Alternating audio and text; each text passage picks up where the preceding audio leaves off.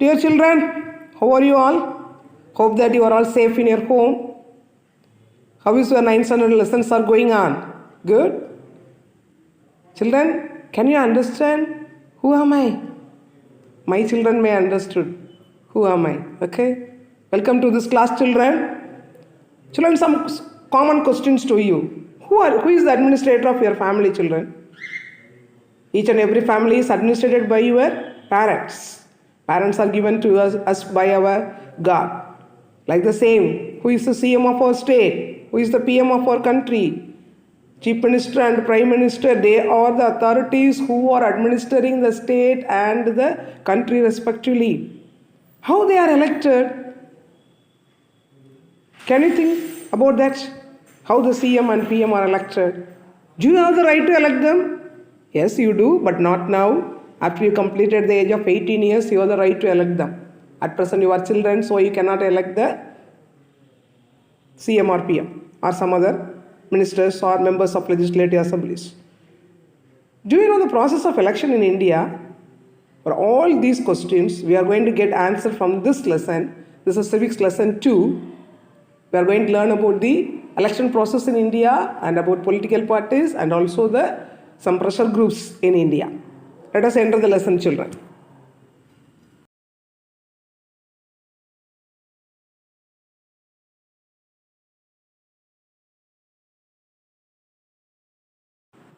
Children, in civics unit 2, we are going to learn about election, political parties and pressure group. That is, if the lesson makes you to know about the electoral system in India, to know about the different types of elections in India, and makes you understand the meaning of political party and functions of state and national party, and to understand the pressure groups in India. Such a vast topic, but in this class we are going to learn only about the election process in India. Before entering in that, what's an election? Election, it is one of the formal decision making by the people of the country. The people, those who are above 18 years, has a right to make decision about electing a leader. The leader should hold a public office. How the leaders are elected? By voting. So what's an election? An election is the formal decision making process by which a people chooses an individual to hold public office by voting.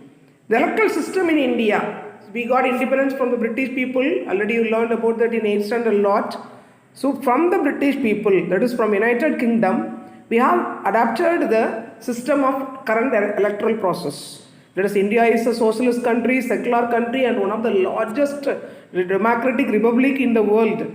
And we framed our constitution for India, which came into force on 26 January 1950. Every year 26 January we are celebrating our Republic Day. Do you think why? That is the day that our constitution came into action. Constitution is the rules and regulations and all the rights and duties of citizens. Everything is declared by the government in our constitution. It consisting of lot of articles. So in the Indian constitution, it said that we have adapted the electoral system from United Kingdom. And article 324 to 329 in part 15, the constitution makes many provisions regarding the electoral system in India. So which articles of the constitution says about the electoral system in India? Article 324 to 329 and also part 15. And in the article 324 said that we have an independent election commission to conduct a free and fair election for the parliament level, at the central level and also at the state level. Okay, so who has the right to conduct election in India? That is the Independent Election Commission of India. So from whom we have adapted our electoral system? From the United Kingdom. And in which it says about the electoral system in India in our constitution. When did our constitution come into action? On 26 January 1950. Which articles describe about the election process in India? Article 324 to 329 of part 15 of the constitution.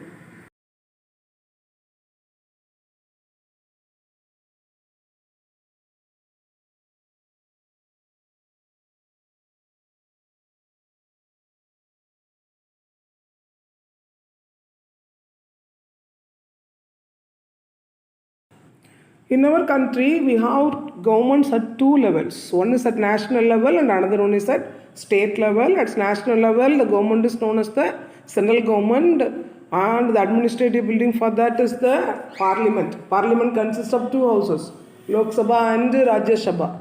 And at state level, we have state government, which is running at a place called Legislative Assembly.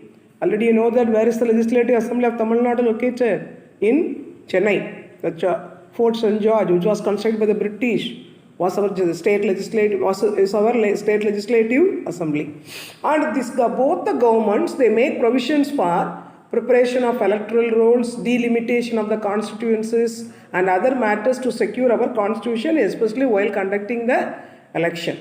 That is, the electoral rolls are prepared by our government, and each and every district is divided into different constituencies. Constituencies means in Tamil we say that Togudi, like that. So the constituencies are decided by our government, and also the election should be conducted in a free and fair manner. It must secure our constitutions. All these rules and regulations regarding the elections and conducting of elections, everything are mentioned in Article 324 to 329 in Part 15 of our Constitution. Children, the election process in India, that is in the ancient Tamil Nadu during Chola period, they followed a system called as Kudavoli system to select the leaders. What was system followed by the Chola period in Tamil Nadu? Kudavoli system. But at present, how the leaders are elected? That is, we people are directly electing the leaders. That is a direct election.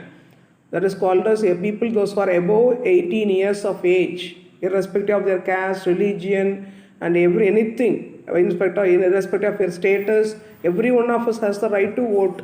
That is called as the universal adult franchise. Universal adult franchise, which guarantees everybody, those who are above 18 years, to vote.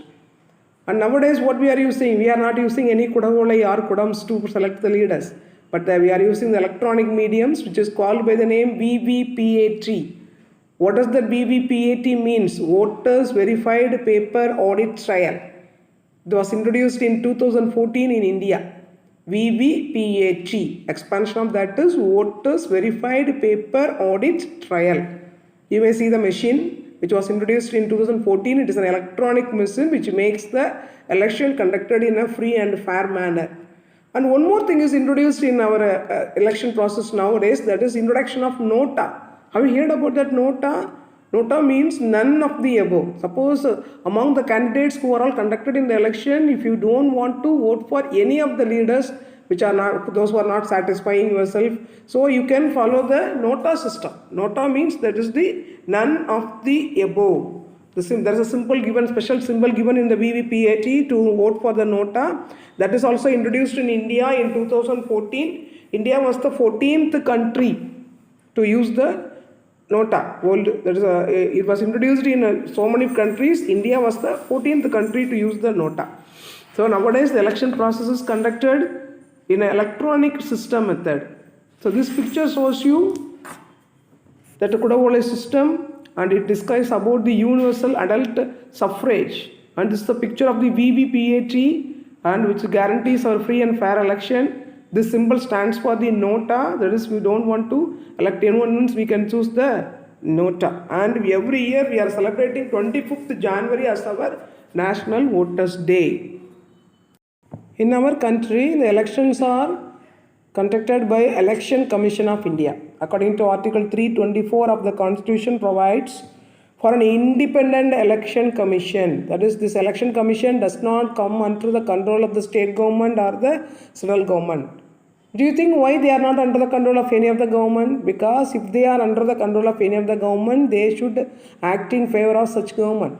That's why our election commission, according to the Constitution, in Article 324, it provides for an independent election commission. And it consists of one chief election commissioner and two other commissioners. Do you know who is the present election commissioner of India? Mr. Sunil Arora. The picture will be given at the following this. And these election commissions, they must ensure free and fair elections. They frame a set of rules for each and every election, for each and every political parties, to avoid any kind of malpractices. Nowadays, malpractices are more in the elections. So to avoid that, election commission should play an important role, a strict role should be played by the election commissions in conducting the free and fair elections in the democratic countries. This is the election commission building which is located in New Delhi of our country. He is Mr. Sunil Arora, who is the Chief Election Commissioner of India. This is the other two commissioners who are associating Sunil Arora in our election commission. Then about types of election, there are two types of elections process conducted in India. One is direct election and another one is indirect election. Let us see about these types of elections in India. There are two types of elections conducted in India. People, they are direct and indirect election. Let us see about direct election. Under direct election, that is we people are electing directly giving our vote and electing the candidates for as the representatives. So people directly vote for the candidates in the pray. Pray means an election and elect their representatives. That is an example of the direct election. That is people above age of 18 years are eligible to elect the leaders. And for which administration the direct elections is eligible means for Lok Sabha election, that is the election for the electing members of the parliament, and for state legislative election, that is for electing the MLAs. What's the full form of MLAs? Member of Legislative Assembly. So at the central government level for Lok Sabha election and also at the state government level for the selecting of MLAs and some other elections that is called as the local self-governing bodies election. Like Panchayat election, municipality selection, corporation selection, all these elections are direct elections. In all these elections, the peoples directly put their votes to elect the candidates. Okay? Let us see what are the merits of a direct election. Merits mean advantages or plus points in the direct election. So we are living in a democratic country. In democratic country, people are having the right to elect their representatives. So direct election is the most democratic method of electing the people.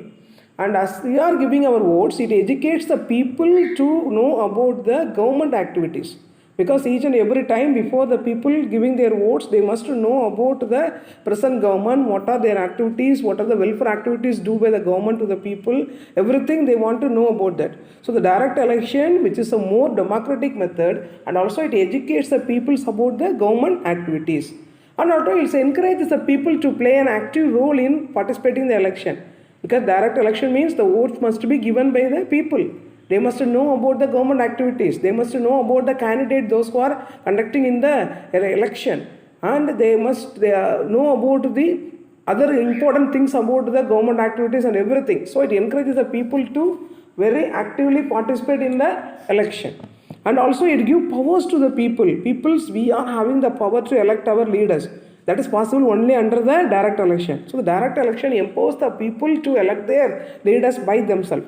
Already Abraham Lincoln defined democracy as the government of the people, by the people, for the people. Like that, the direct election only, which is a democratic method, that's why it empowers the people also. And it makes the rulers accountable to the people. Accountable means the people, those who are the leaders, those who are elected by the people, they must be accountable. That is, they must be responsible in their activities to the people. Because the people are electing them. So all the elected representatives should be answerable to the people. So these are the important merits of the direct election. Just recall what are the merits of the direct election. It's a more democratic method. It educates the people about the government activities. It encourages the people to play an active role in the election. It empowers the people to select the representatives, and also it makes the rulers or their elected representatives to accountable to the people. Let us see demerits of the direct election. So direct election, even though it is a democratic one, but it is a very expensive one. What is expensive? The conducting of election will cost lot of money for the government. So the first demerit of a direct election is very expensive. And next one, it makes the people get misguided by the false propaganda. Propaganda means so many advertisements, so many propagandas were made by the political parties, those who are contesting in the election. And they make problems like that, malpractices by giving money or something else, and misguiding easily, especially the illiterate voters were misguided by the people. Illiterate means the people, those who are not having education properly. They may be misguided by the false propaganda. And in direct election, one of the another demerit is the role of caste, religion, status, etc. Because based on the, without considering the plus or minus of the candidate, the people may give their vote on their, for their caste, for their religion, etc. So that is also one of the demerit. So it is very expensive, and illiterate people can be easily misguided by the false propagandas or false advertisements made by the contestants of the elections, and also the people may give their votes in the, for the people of their caste or religion, etc. And one of the major challenge it is to the election commission is to conduct it in a free and fair election, because it leads to some of the violent activities. That's why it's a major challenge to the election commission for conducting the election. It's a massive exercise, how to conduct, how the elections are conducted. Each and every people, they have to come to the election booth and they have to give the vote for them, and making the discipline, law and order, everything is a problem for the election commission. So major challenge to the election commission. And also there is a lot of problems for making the people, voters, through their payments of cash, goods and some other services, to misguide the people through by giving this some of the things by the political parties. So it leads to some instances like the influences made by the political parties also. And last very important thing is maintenance of law and order is a great thing in the election for the election commission, especially at the election booth. So these are the important demerits of the direct election. So let us see about the indirect election.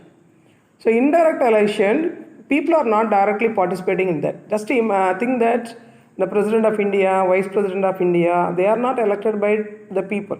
They are indirectly elected by the elected representatives. We people are electing representatives for Lok Sabha, Rajya Sabha and Legislative Assembly. That elected representatives, they have the right to vote and elect the higher authorities like President of India, Vice President of India. That type of election is known as the indirect election. So indirect election, the voting and electing process is done by the elected representatives of the country. So how the President of India is elected? The President of India is elected by the members of an electoral college. It's not a college to study. It is a group of higher authorities consisting of higher authorities of a country for electing President of India. So how the President of India is elected? President of India is elected by the members of an electoral college. Who are the members of this electoral college? That is the elected members of both the houses of parliament. Parliament consisting of two houses. What are the houses? Rajya Sabha and Lok Sabha. So the elected members of both the houses of the parliament and the elected members of the legislative assemblies of all the states and union territories of India. So elected members from both the houses of the parliament and from state legislative assemblies and union territories of India are the members of the electoral college who has a right to vote and elect the president, vice president of the India. That type of election is called as the indirect election. So the members nominated to either house of the parliament or the legislative assembly of the states are not eligible to included in the electoral college. That is, all the members of Rajya Sabha or Lok Sabha or legislative members are not eligible to be included in the electoral college. Among the elected representatives, certain people are elected based on their qualification and their status, their experience. They are elected for the electoral college. So indirect election in which people are not directly participating. Who are participating there? Only the elected representatives of the state legislative assembly or either house of the parliament are participating to elect the higher authorities in India. That is known as the indirect election. In indirect election, there is no direct participation of the people in electing the higher authorities. So let us see about what are the merits and demerits of this indirect election. Let us see merits and demerits of the indirect election. Indirect election, can you participate in indirect election? No, only it is for the elected members. Elected representatives can participate in the indirect election. Only two merits it has. It is less expensive because it is not a public event. But direct election is a public event, so it is very expensive and costly. But here, the indirect election, it's not a public event. It will be conducted for a simple number of persons. So it is a less expensive one. No much amount is involved like the direct election. But it is suitable for large countries like USA. In USA, the president is the higher authority. For electing president in USA, this method is possible. indirect election. So only there are two merits for indirect election. It is less expensive and also it is more suited to elections in the larger countries. And the demerits means the number of voters are very small because only the elected representatives of Lok Sabha, Rajya Sabha or the Legislative Assembly can participate. So there exists a possibility for corruption. Corruption means giving money and getting the votes and bribery. And horse trading is also there. What is horse trading? Don't think that they are selling and buying horses. Horse trading means in Tamil we can say that pandayam kettadal, like that. So horse trading etc. are possible. Corruption, bribery, horse trading etc. are possible under the indirect election, which is not possible under the direct election. And also it is a less democratic one because people are not participating in that. So only it is done by the people of the elected representatives, not by the people. So it is a less democratic one, and also it do not reflect the true will of the people, because we cannot select the person who we want to be the president or vice president, because our will cannot be expressed, our will cannot be executed there in the indirect election. So demerits of the indirect election are, it is less democratic because there is no role of the people is there, and there are possibilities for corruption, bribery and horse trading etc. And also it does not reflect the true will of the people. Children, in this class we have learned about what is an election, what is the election process in India, what are the different types of elections in India. There is direct and indirect election. There is election, it is a formal decision making process by the people to choose an individual to hold public office by voting. And the election process, it is done by the Election Commission of India, consisting of a Chief Election Commissioner and two other commissioners. And Article 324 to 329 in Part 15 of our Constitution make the provisions for election in India. The state government and central government made a lot of provisions for conducting election in India. Two types of elections are there, and the very oldest system of election in Tamil Nadu is the Kudavoli system. Recently we are using the electronic medias for electing the peoples. VVPAT system and Nota system are introduced in India in 2014, and every year 25th January we are celebrating the National Voters Day. And two types of elections, direct and indirect election, and what are the merits and demerits of that, everything we have learned in this lesson. Hope that you understood well and listen the class properly, take down the notes, and today's assignment is learn merits and demerits of direct election. Thank you children, we will meet in the next class.